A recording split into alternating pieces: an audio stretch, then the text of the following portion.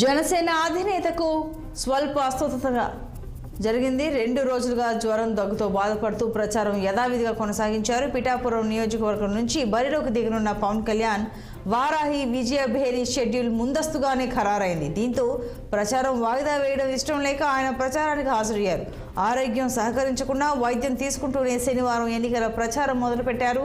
ఆదివారం శక్తిపీఠాన్ని సందర్శించుకున్న అనంతరం Janasena, TDP, BJP నాయకులతో ఆత్మీయ సమావేశం నిర్వహించారు. శ్రేణులకు పలు సూచనలు చేశారు. అత్యవసర సమావేశం కోసం ఆదివారం సాయంత్రం హెలికాప్టర్లో హైదరాబాద్ వెళ్లిన పవన్ కళ్యాణ్ సోమవారం ఉదయం మళ్లీ పిఠాపురం చేరుకుని మిగిలిన పర్యటన పూర్తి చేస్తారని పార్టీ వర్గాలు తెలిపాయి.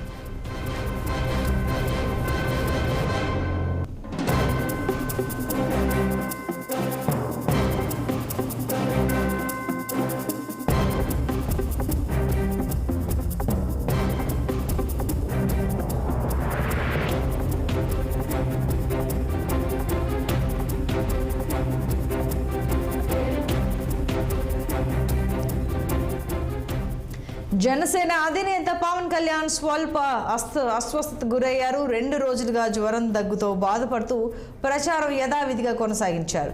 పిఠాపురం నియోజకవర్గం నుంచి బరిలోకి దిగనున్న పవన్ కళ్యాణ్ వారాహి విజయ భేరీ షెడ్యూల్ ముందస్తుగానే ఖరారైంది. దీంతో ప్రచారం వాయిదా వేయడం ఇష్టం లేక ఆయన ప్రచారానికి హాజరయ్యారు. ఆరోగ్యం సహకరించకుండా వైద్యం తీసుకుంటూనే శనివారం ఎన్నికల ప్రచారం మొదలుపెట్టారు. ఆదివారం శక్తిపీఠాన్ని సందర్శించుకున్న అనంతరం జనసేన, టీడీపీ, బీజేపీ నాయకులతో ఆత్మీయ సమావేశం నిర్వహించారు. శ్రేణులకు పలు సూచనలు చేశారు. అత్యవసర సమావేశం కోసం ఆదివారం సాయంత్రం హెలికాప్టర్లో హైదరాబాద్ వెళ్లిన పవన్ కళ్యాణ్ సోమవారం ఉదయం మళ్లీ పిఠాపురం చేరుకుని మిగిలిన పర్యటన పూర్తి చేస్తారని పార్టీ వర్గాలు తెలిపాయి. మరింత సమాచారం మా ప్రతినిధి దురాని అందిస్తారు. దురాని, మరి హైదరాబాద్ వెళ్లిన పవన్ కళ్యాణ్ సోమవారం పిఠాపురం చేరుకుని మళ్ళీ మిగతా ప్రచారాన్ని ముగిస్తారని, పూర్తి చేస్తారని చెబుతున్నారు.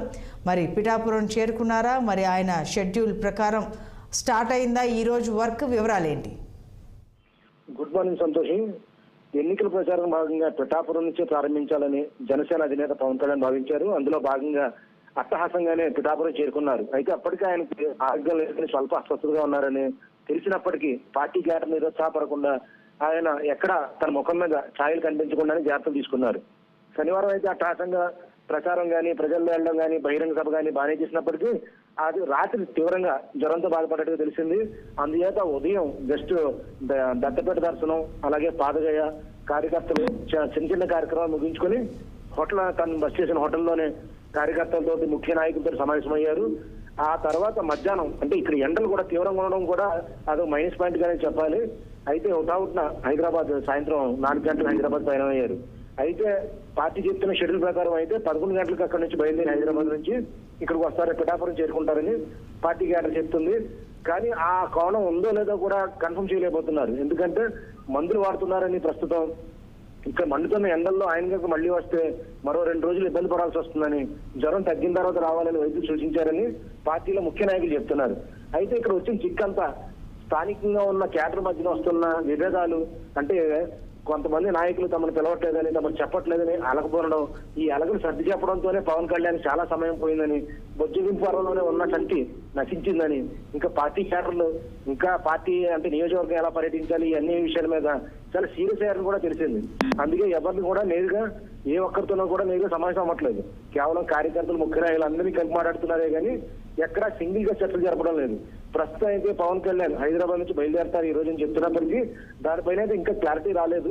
11 ఆ సమయంలో అంటే 11 గంటలకి బయలుదేరతారు హైదరాబాద్ నుండి అని చెప్తున్నారు. ఆ టైంలో మాత్రం క్లారిఫై ఉంది.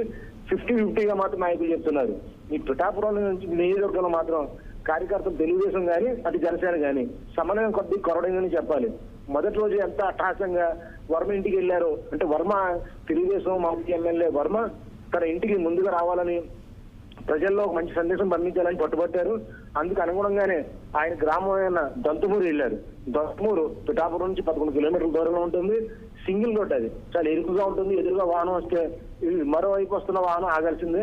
అటువంటి రోడ్లో 11 కిలోమీటర్లు ప్రయాణించి వెళ్ళడం పవన్ కళ్యాణ్ మరి కాస్త ఇబ్బంది పెట్టిందని చెప్పాలి. ఎందుకంటే ఆయన ఆరోగ్యరీత్యా చిన్న చిన్న కార్యక్రమాలు పాల్గొనాల్సి ఉన్నప్పటికీ ఈ దంతుమూరు వెళ్ళడం, అలాగే విపరీతమైన ఎండ, కార్యకర్తల మధ్య నలిగి కూడా ఆయన కొద్దిగా ఆహ్వానాన్ని గుర్తించిందని చెప్పాలి.